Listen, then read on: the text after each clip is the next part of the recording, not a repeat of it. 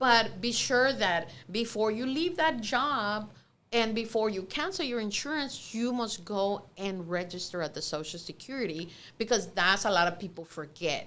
And then they leave their job and then they cancel their insurance. And then when they go, oh, well, there's a lapse in coverage. And now, a penalty is assessed, right? Came here in 2007, right in the middle of the crazy crisis. If your heart is not into it, do not do it. That's what I always tell them. If you're making around $70K, look to be able to qualify for a home somewhere around $250, $275 in that bracket. Onions and juices and all that, and put some lemon and onion and you make him drink it, right? And Alex, all my listings need a video. All of them. Every year, around the same time, millions of Americans make the same mistake. They ignore the Medicare open enrollment. Okay, so please do not make this mistake this year. If you see that letter, take a time to open it. Be sure to inform your parents if you care for your parents. I'm sure you do, right? And then if you're over 65, be sure to check this letter, because this can cost you thousands of dollars, or you won't be able to be enrolled. Period. So listen up for today. Welcome to our podcast. I am Danielle Bilumbu, your host right here as Let's Keep It Real Now, and I'm here with my bestie, Abu Jabi with AMP Lending. How y'all doing today? Great. And we have a special guest. We have Miss Veronica Guzman. Yay. And she's not new.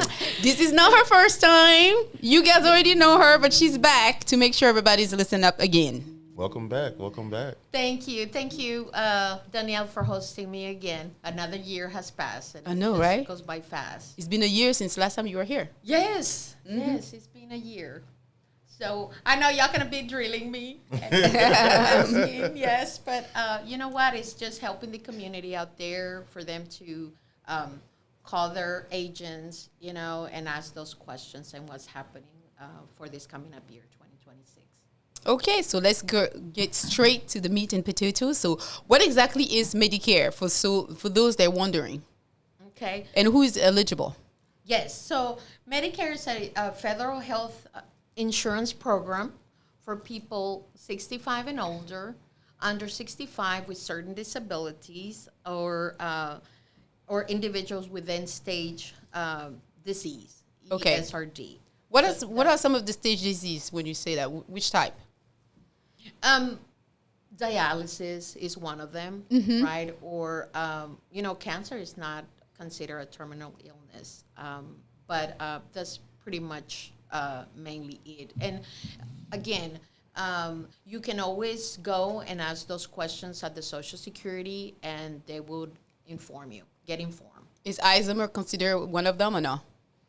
I'm sorry. Alzheimer, dementia is part of them or no? No, it's not. Oh, wow. It's okay. not.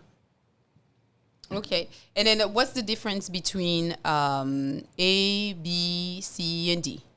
Okay, so Part A is hospitalization, and your Medicare card would say that, right? Yeah. A is hospital.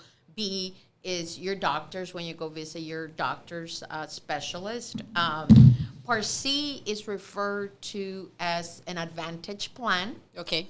Okay, and then the Part D is your prescription drug coverage. Okay, and then you also have supplement. So when you enroll with Social Security, you get your card. That is insurance, right? That is original Medicare. And then your two options is a supplement, or you go with an Advantage plan. Okay. Which is referred to the Part C of Medicare. Okay. And does it is 100% cover or is partial cover, or how does that work? Let's say I have someone who has prescription or needs to go to the doctor. How the coverage works in general, or is case by case? So for the Part D, is actually, especially for 2026, is fixing to a lot of people, right, that are on dual plans or Medicare and Medicaid. Now they're going to start paying for some prescription coverage if they do not have full Medicaid or do not have extra help. It's called LIS to cover their medications, right? They're going to be paying now. So that's why I said it's important that they call their agent representative so they can start asking those questions and what's happening for 2026. So what's basically, what are the credentials as far as somebody being covered 100% or 80% when it comes to Medicaid?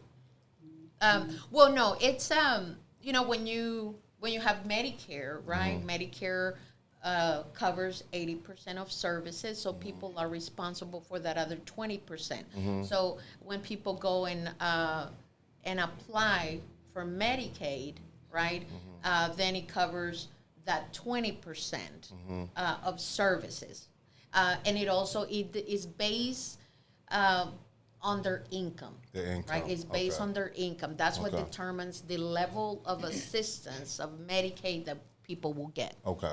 That's correct. Yes. So pretty much if somebody is not covered, you're pretty much on your own, right? There's nothing you can do if you don't do the open enrollment on time, right? There's nothing. Well, no. You know what? The started this year for 2025. That was one of the changes that it was signed into law that the federal government was going to help. Oh, thank you. A lot of seniors with their Part D. So what happens is the maximum that for the Part D that people will pay was $2,000 this year. Worst case scenario. For the was entire 2,000. year? For the entire year, correct. And then for next year, it went up to $2,100. So this is the premium amount. This is actually, that's how much you can pay for your medications based on what you take. Okay. And these are depending on the tiers, because most plans, right, tiers 1 and 2 of medications are covered, because those are the generic, right? Okay. Then you're talking about tiers 3, 4, and 5, that those are expensive medications. And of course, now the majority of the cost is going to be consumed by the insurance companies. And this is, again, people don't go into the catastrophic, the donut hole. They used to call it the donut hole. And that means that at a certain time of the year, in 2024, people will pick up and pay for all their medications. So some people used to pay $5,000, $7,000, up to $8,000 on nothing but medications. So the donut hole went away. So for, now in 2025, the most that a person will pay for their meds is $2,000, right? But for 2026, it went up to $2,100. Yes. So which means that it's always based on what you're taking and the tier of the medication. So it's important, for you to ask your primary care, your specialist, when you get prescribed a new medication, what tier, how much am I going to be paying for this medication? Or even, call your pharmacy and ask. Because also it's important to know that people can make payment plans with their insurance company. So what they'll do, they'll divide the total cost of their medications into 12 months. So you will send your payment to your insurance company. So when you go to the pharmacy, you don't pay anything. Okay. So that is very important. And know that is that was mandated by the federal government, and all insurance companies, they have where you can do this. Okay. So now we kind of covered the basics of the insurance, and then let's look at timing, because this is where a lot of people are tripping right now. Yes. So the enrollment is always around this period. There's no enrollment in January. There's no enrollment in whatever. It's always around October, right? Well, it starts October 15th through December 7th. Is the annual open enrollment, where they open it up for everyone. Okay. For whatever reason, if they're not happy, and just do the review. People, look out for your annual notice of changes on your plan, and look over it. It's going to explain your benefits for 2025, and then it's going to, right next to it, it'll explain the benefits for 2026, and just compare. And if you think, oh my God, this is high or this is high, well, then you need to call your agent and ask, maybe you want to do a review, especially if you haven't done one in a while. Okay. You probably want to do a review and see if there's something else that that will be probably lower when it comes to maybe they might not have maybe a drug deductible, but most companies will have drug deductibles, okay? You know, so that's important to check. And then, of course, you know, another thing is we were just talking with Abu is a lot of people that have Medicare and Medicaid, a lot of the they have a credit card, right, a Visa or MasterCard. A lot of people will be losing those benefits on those cards, like for groceries and things like that. You should have received a letter from your insurance company explaining if you're going to be getting these benefits or not, and that's going to be based on if you're not have chronic illnesses, because now they do have plans for chronic condition that you know, you can have some of these benefits. And of course, Medicare and Medicaid will be strictly health, like it used to be back in the days, is, you know, because it pretty much covers all the services when you have both. Okay. Could you re-explain the difference again between Medicare and Medicaid?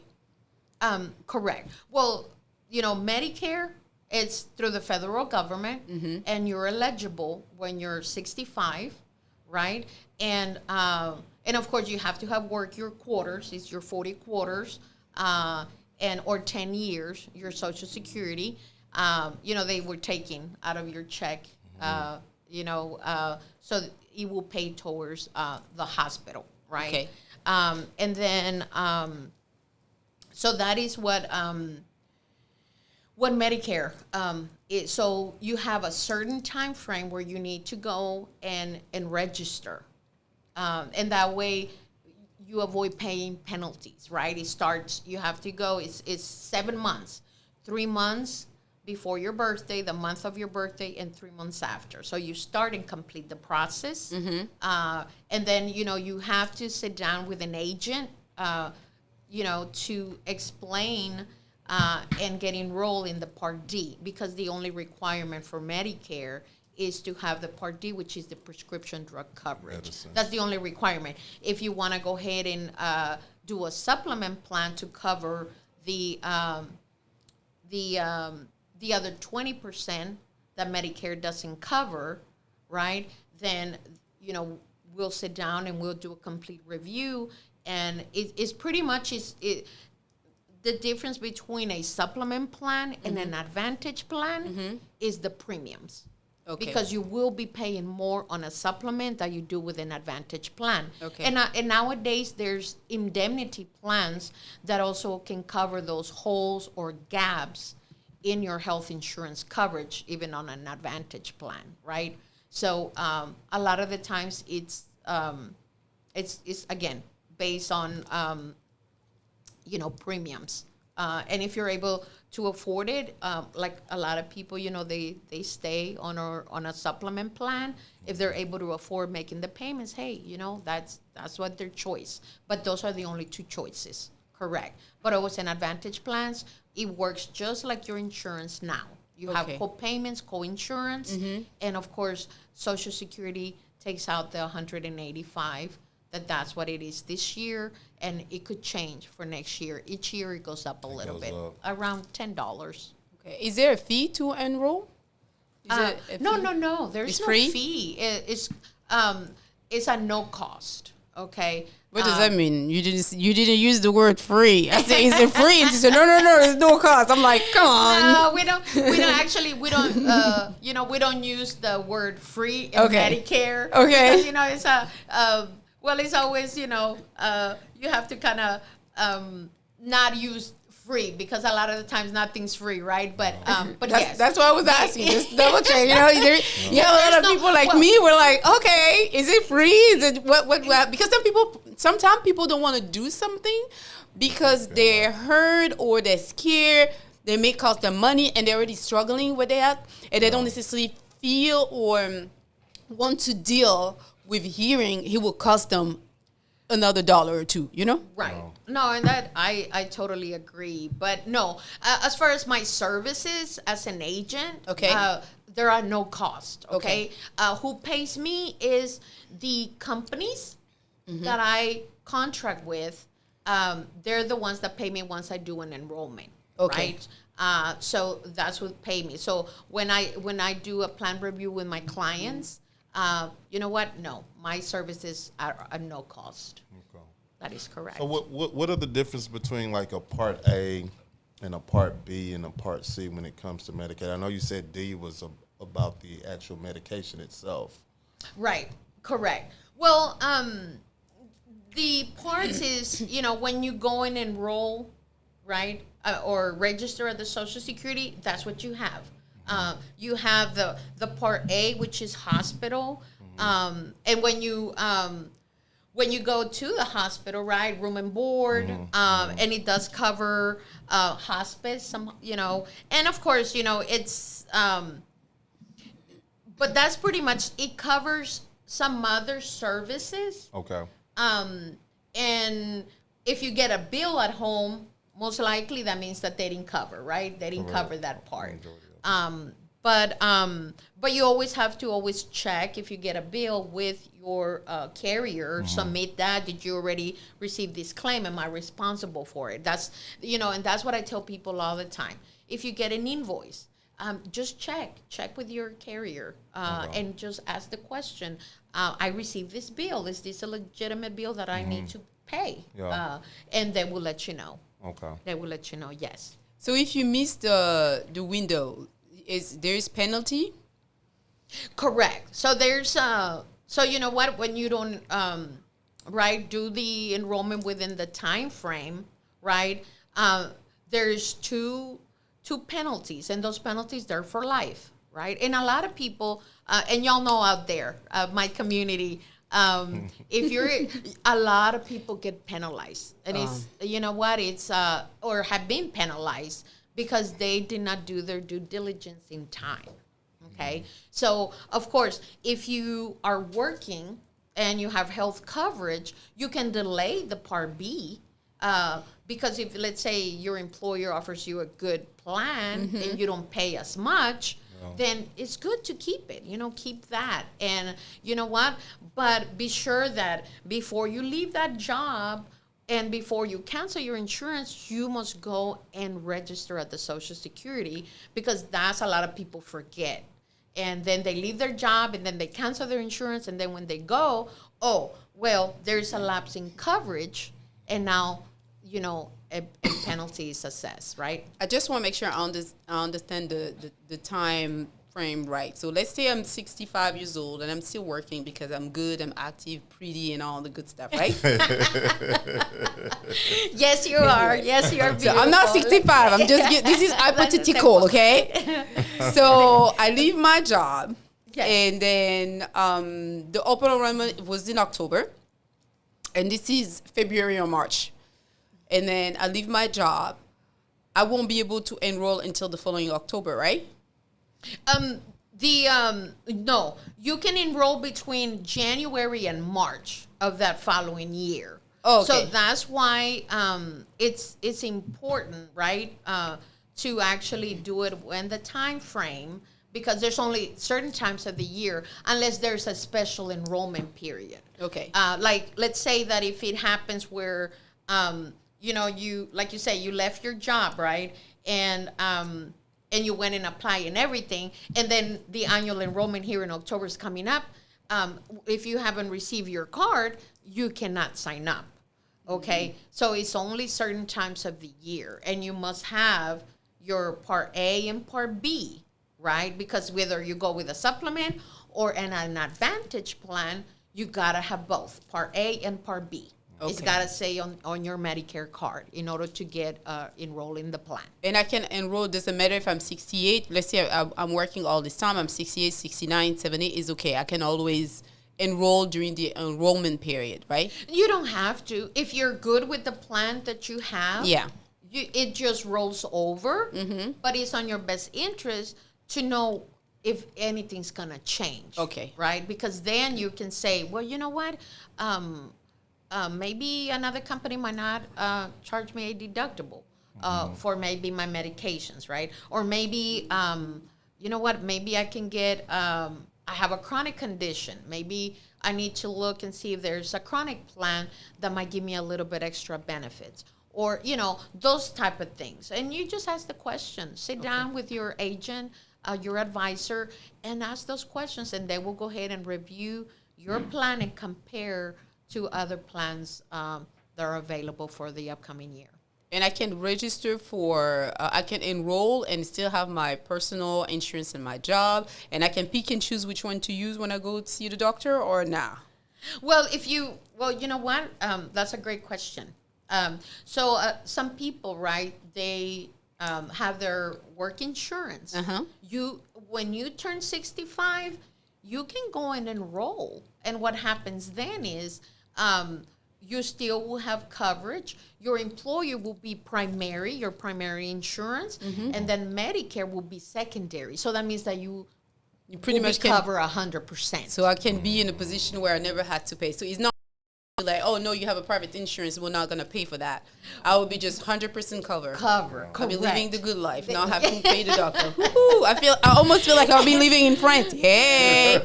Yes, but and that's what happens. You know what? If you're you know, working and you have your insurance, but a lot of people just delay going to enrolling their Part B. But you know, I hear a lot of people complain that when they have delayed that, sometimes it's really hard when you're trying to do it later on. Yeah. And I've heard both. Is it because you're older and they look at your medical condition, or is just what makes it so hard? You know, it's just the process with the Social Security. It's not easy. They don't make it easy for you. Because I don't want a lot of enroll. the times, a lot of the times, you know, I would just recommend people to do it. And if you have, but of course, you know, if you can't afford it, if people cannot afford to be paying both, then you know what, it's understandable. But it's, you know what, again, it's your choice. But again, you have to, when you leave your job, you do not cancel your insurance. You have to start that process way before. And of course, if you'd say, oh, you know what, I'm planning to retire next year, then you probably want to start the process a year before and go and register at the Social Security for your benefits. Yes. That's super cool. So let's talk about cost and coverage now. So how much does that cost? What's the premium, the deductible, and the co-insurance costs? Well, all that it depends on the insurance companies, right? Okay. These are private companies. So they're all and pretty much, you'll be covered, you'll be covered for the basics. Okay. You know what, when you go see your primary care doctor, you don't pay anything. When you go see specialists, it can range anywhere from $20 up to $55, depending on the plan. You know what? Now, again, there's co-payments for inpatient hospitalization. You know, all those co-payments, right? That if anything serious happens to you, you have to know your coverage and what you will be paying, or your share will be your you know, co-payments, co-insurance, right? That you and your insurance will be paying. So that's why it's important that you know from the summary of benefits on your plan, you know, what you're going to be paying each year. That way there's no surprises when you go to the hospital or you go for services.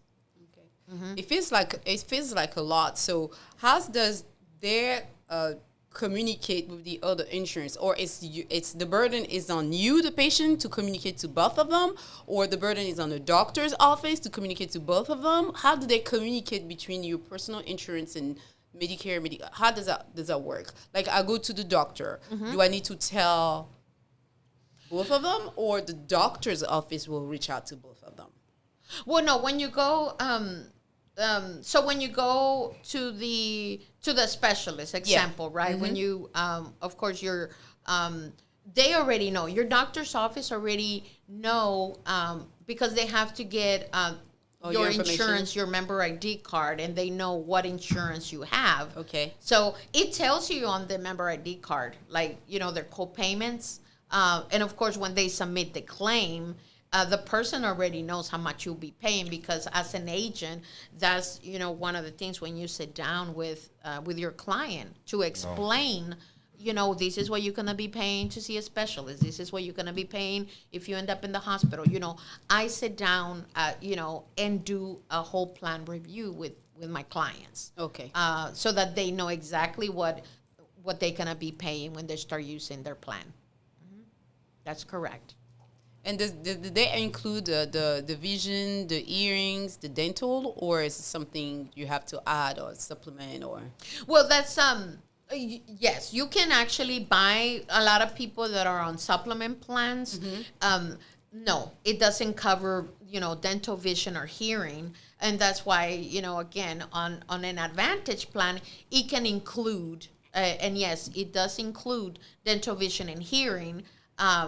And usually it does include it, yes, but not on supplement plans. It does not. No. And how do you compare this option between the Advantage Plus and how do you compare it? Well, it's just it's all private companies. They offer Advantage plans. Mm-hmm. Most of the companies that I work with or I contract with, they offer Advantage plans. And you know what?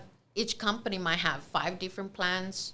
Up to 50 different plans. That's why it's on the, my client's best interest to get or talk to their agent, because it's a lot, and you do need someone that you can work with and that will explain, or at least keep you updated about the changes. Mm-hmm. And I do.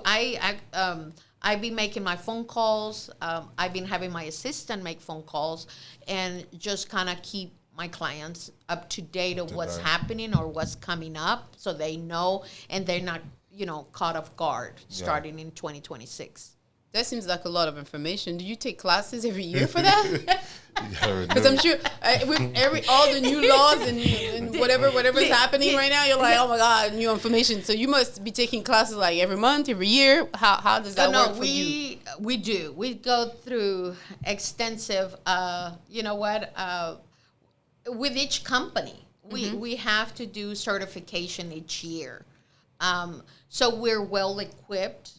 And we know offhand, mm-hmm. right, of the changes that are happening and what's coming up. And and of course, the information about the plans, they don't come out until October 1st. So we're not able to really talk about it until after October 1st. And then that's when the information is available. So yes, I've been really busy. We're busy around this time of the year. Yes. Right. And everybody, of course, they want to know. They want to know what's happening, what are the changes. So, again, for this year, the biggest change again is people that are on Medicare and Medicaid. That, a lot of them, if they don't have, it's just gonna be strictly health. Oh. Correct. Yes. So when they're doing these applications, how transparent do they have to be? Like, I know you said everything was like based off of income. Are they asking them to send paycheck stubs when they're filling that information out, or are they They have checking? To. Correct. As far as applying for Medicaid, right? Is that yes? It's based on income, and it's always going to be based on income, and that determines the level of Medicaid assistance you're going to get. That's correct. Yes. That's going to determine that. And of course, for people, that have Medicare and Medicaid, most of their services are covered. But this year, some people will be paying for medications if they don't have any extra assistance. Why this year? Costs, things went up, or why? What make the change? Well, it's just changes that are coming down the pike, right? That is trickle down to us. And you know what? Actually, what it is too, all these insurance companies actually, they're putting out a lot of money on these medications because medications are very expensive. Yeah, they're being very expensive Very years expensive. after years. Yes. So, and I mean, you already know whenever you go to the doctor, and that is, and of course, I know they're working on getting these pharmaceutical companies, right, to Come actually yes. They having the tariffs to so that these pharmaceutical companies don't be like charging us like all Over the these head. these meds. They're just so expensive, especially for people with diabetes. It's crazy. But again, so a lot of people will reach that maximum of 2,100. For next year. So just know that all companies, you're able to make that payment plan with them. So you're not having to pay out of pocket when you first go get those medications. So it's very important. Yeah, but talking about plan and option, what's the difference between HMO and PPO? And then what does it mean exactly? Right. So, so see let's say on the Advantage plans, right? They have HMO. So HMO plans is health maintenance organizations, right? And PPO plan is pretty much is open. And what it means is a PPO, you have more freedom to go wherever you like for your health, to see specialists, anywhere you want. So that means it will be you don't more have to be expensive. asking for referrals, right? It'll be more expensive, right? It'll be more expensive. Yes, it costs more, of PPO. course, and not necessarily because if you're and the time that I would probably recommend a PPO plan is when the person has a lot of health issues and they having to be going to see a lot of specialists. Okay. And that way you don't have to be going back to your primary care and asking for those referrals. Right, because a person that's sick, you don't want to be like having to go back and forth. You You're just want to paying be every able time to you go. Yeah. like I said, it's just you're gonna be paying the specialist copay, and the same co-insurance, your co-payments and co-insurance, right? And then of course but I mean it's you know what, compared to other plans or what we pay for like in the marketplace insurance, I mean it's cheap. To me, is not as expensive. Or as people on supplement plans, right? If you think about it, they're paying monthly, anywhere from $480 monthly to $185, right?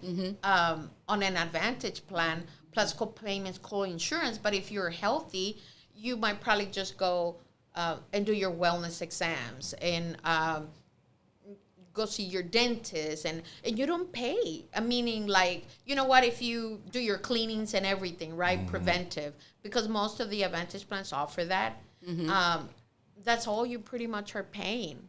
And you know what, it's not, to me, it's not as expensive as, like me in the marketplace, right? Yeah. It's Yeah, high. it's completely high. different. Yes, it's high. But right now, a lot of people are struggling. Families are struggling. So, what family can do to have extra help if they can afford that? Well, again, they can apply for it's called LIS, which they can apply to get extra help for their medications. That's and they don't have to. That's not it's still based on income. They can still qualify, even if they don't have to go through. It's still through the federal government, right? But that can help if they take expensive medications and they don't have Medicaid. Okay. They can go ahead and submit an application. Hey, what's the worst that can happen? They say no, but at least you try. At least you try, yeah. Correct. Yes. But yes, as far as a senior. The only thing is, again, if they want to apply for Medicaid assistance, they can. But again, there is a table. They can Google it. What's the table to be approved for Medicaid? And it will tell you on there, right? And then submit an application. But you already know it's is for people with limited resources. That's correct. This is awesome. So if someone still confused, still have question, where can they go to have help, extra help? Well, they can go to the Social Security office, the Texas Department of Human Services. And you know what? I'll go ahead and I'll leave you some links where people can go and, apply. If they, if they're just on Medicare and they do not have extra help for their medications, just submit the application. It's very easy. It don't take that long. So all these places that you name, it seems like it's going to be a long line and a long time. Can they just call you directly? They can call me directly. They can call Veronica, 713-202-6937. But again, you know what? And that's why we're in the community, right? I know actually people in the community that provide support for a lot of seniors that are very low income, that maybe they can get, housing assistance. There's help out there for a lot of the seniors. But, they have to qualify, and of course they have to be able to go and apply for these extra services. Is the qualification oftentimes based on the income only, or other things? It is. It's strictly yes. Everything is income. Everything is based. So if you're making like income. about $350,000 a year and you're 68, right. they'll be like, man, you can afford your own medication and then your own insurance on your own, my friend.